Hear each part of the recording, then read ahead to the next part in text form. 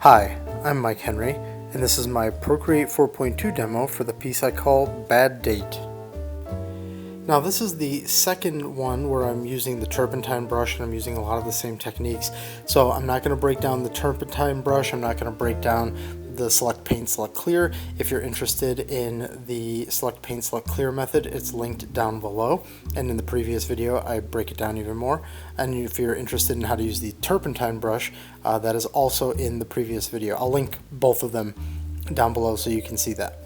Now, the whole idea behind this one is I thought that the zombie chick from the previous piece was successful and I wanted to continue playing with those techniques, so I thought, okay, well, let's just keep it simple again, let's just do a head, and this time though we'll make it more or less a human.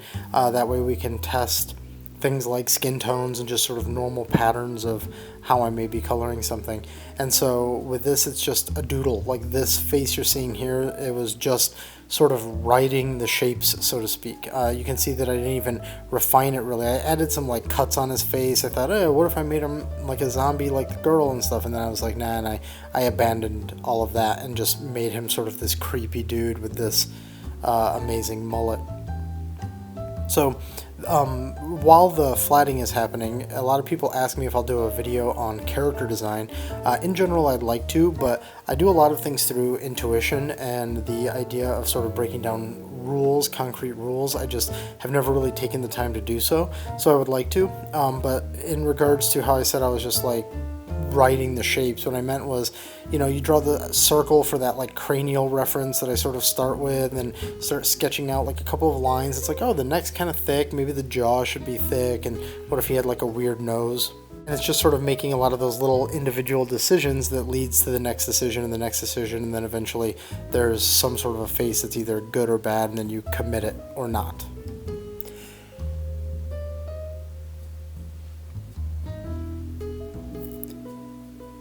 So after I've chosen a bunch of shapes that I'm like, okay, this works or this doesn't work, then it's about just saying, okay, let's move forward. As I've said in past videos, when I know I'm going to paint something and I know that the final isn't going to have lines, I don't require that much information from the lines, so it doesn't have to be clean, it doesn't have to be tight, and it doesn't have to go that far as details are concerned. So as this being the second image where I really used the Turpentine brush and used that as like my primary brush, this was pretty fun from the standpoint of continuing to prove out whether or not I liked the way this entire thing worked. And I did, because you guys are going to see over the next bunch of videos that I'm just using this method a lot lately, trying to see whether or not I truly like it. And in the future, you know, I'm not going to do this look all the time, so it's about saying like, okay, what about it works and what doesn't, so I can use it or not use it in the future. So the rest of this video is going to be pretty straightforward, so I'm going to just sort of let this part play out, and then I'll come back in towards the end.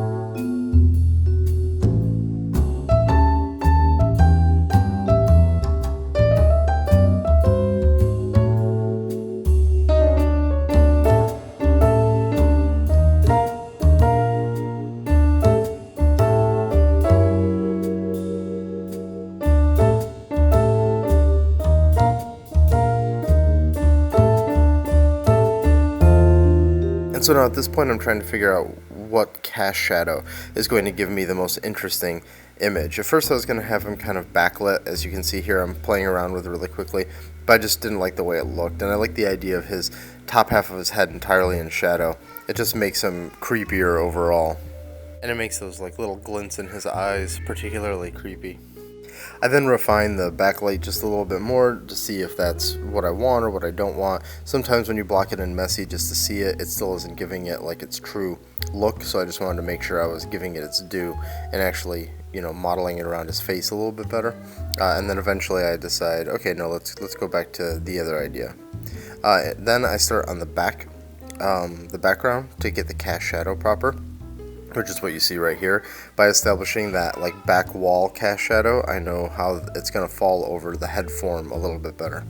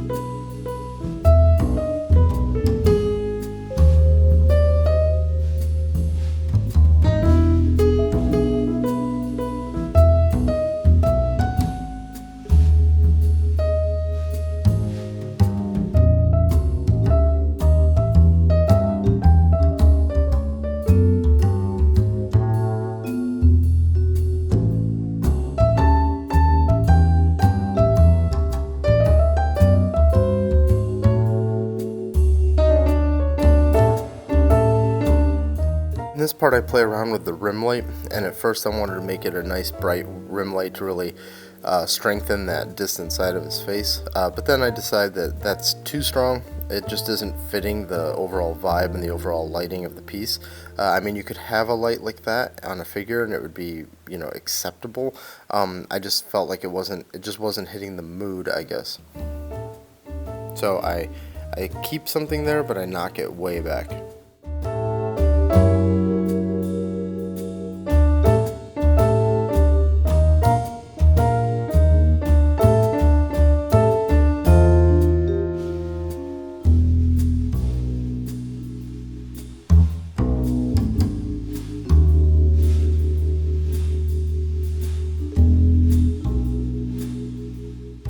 Then just to keep the deranged vibe going a little bit, I add some spit coming from between his teeth and sort of dripping down his chin a little bit. I do that with just white, and then I lower the opacity of it, and then I put shine on it. Well, first I switch it to black, and then I lower the opacity on it, then I sort of trace it in white to give it that sort of lit from the outsides look that something that's transparent has, and then I add some little sharper glints on it where there would be more form and the light would be catching it.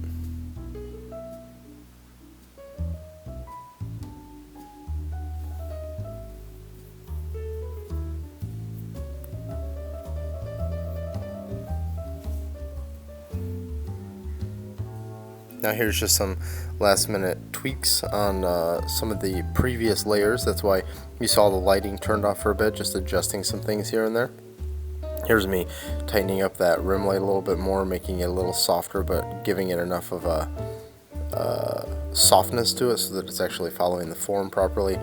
Now here we play with the idea of like a bloom, but trying to keep it in this style. So after blurring it, I put a mask on it, and then I did that trick that I've shown in past where I used the turpentine brush to reveal some of the mask, or reveal some of the blurred out part that's been masked out. Now just some last minute shines in the palette of the piece, and this is basically it. So I hope you enjoyed this one. This one was kind of a quicker, lighter, just retesting the methods. And in the next few pieces, you're going to see me go further with it, much further with it. So thanks for watching. If you enjoyed, please consider liking and subscribing and hitting the bell. And I'll see you in the next one. If you're looking for me on the internet, these are the places where you can find me.